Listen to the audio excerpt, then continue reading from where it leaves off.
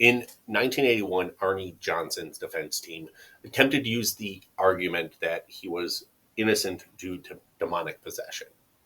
As the story goes, 19-year-old Arne Johnson was moving in with his girlfriend, Debbie Glatzel, in Brookfield, Connecticut.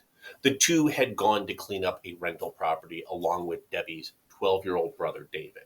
Well, there, David said he saw an old man appear before him and start pushing him and threatening him. The young couple figured David was making up stories to get out of cleaning and told him to get back to work. As time went on, David saw the old man again, and he appeared to David looking like a demon. He threatened to steal his soul and warned the family not to move in. No one else ever saw the old man or the demon, but they did hear noises coming from the attic, and David started to exhibit strange behaviors. He had night terrors. Scratches and bruises appeared on his body. The family first sought a Catholic priest to bless the home, but the strange activity continued, and it terrified them enough to move away. But that didn't stop David's behavior. 12 days after the initial incident, Debbie and David's mother, Judy, called the paranormal investigators Ed and Lorraine Warren.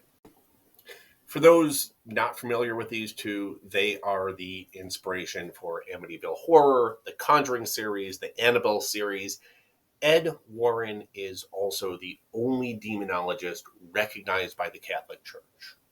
Judy, the Warrens, and several priests worked to get the backing of the church to perform an exorcism on David.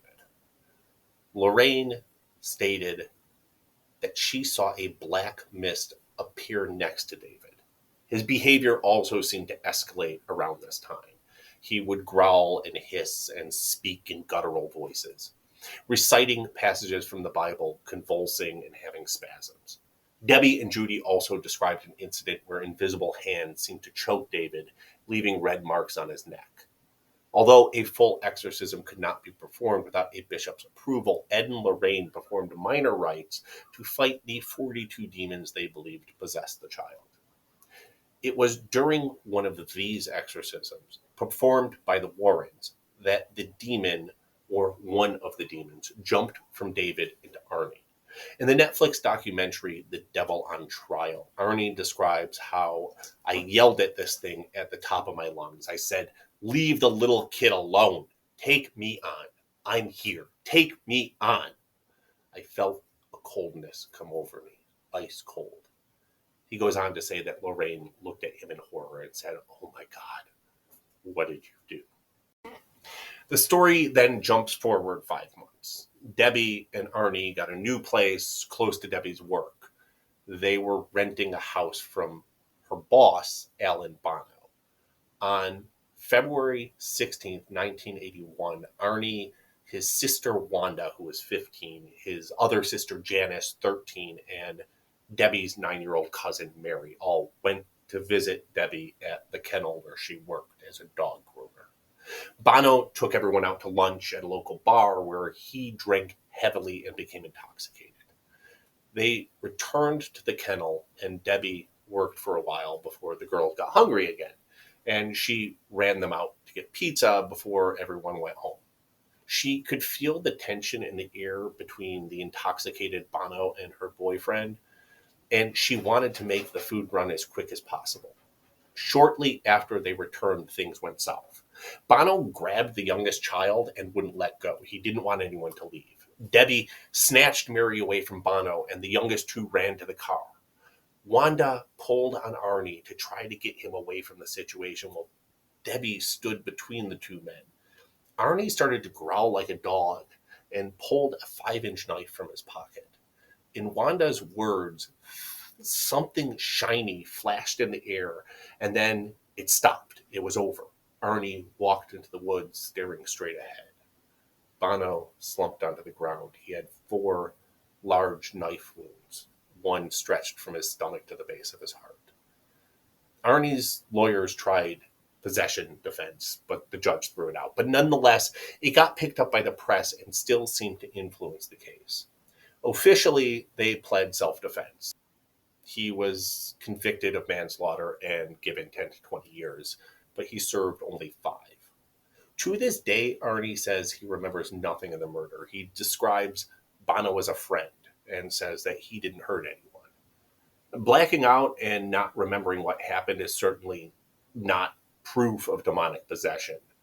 I personally know two people who have had dissociative episodes and committed crimes. Not anything as serious as murder, mind you, but it could happen. Many people block out traumatic events as well. And it's mentioned that Arnie and Bono were drinking heavily. That could certainly cause blacking out. The events resulted in a book deal, The Devil in Connecticut, written by Gerald Brittle and Lorraine Warren, which inspired several movies. There was also at least 3 different documentaries.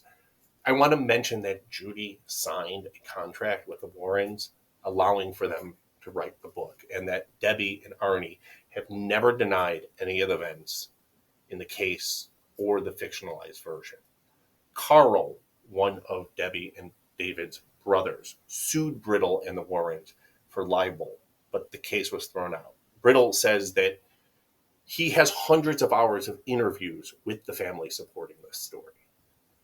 As a final note, before we move on to the next story, based on the note Carl found in his mother's belongings, which said, well, the family has had their medicine tonight and everything was good.